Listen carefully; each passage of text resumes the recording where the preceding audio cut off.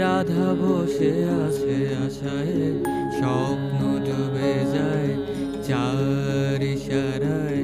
সন্ধে নামে শ্যামের বাঁশি শোনা যায়। কুঞ্জ বনে বসে শ্যামের বাঁশি শুনে রাধার মন যে হারায়।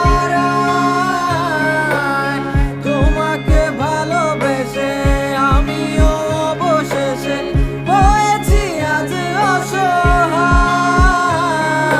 মন বোঝে না, এ মন শোনে না, এ মন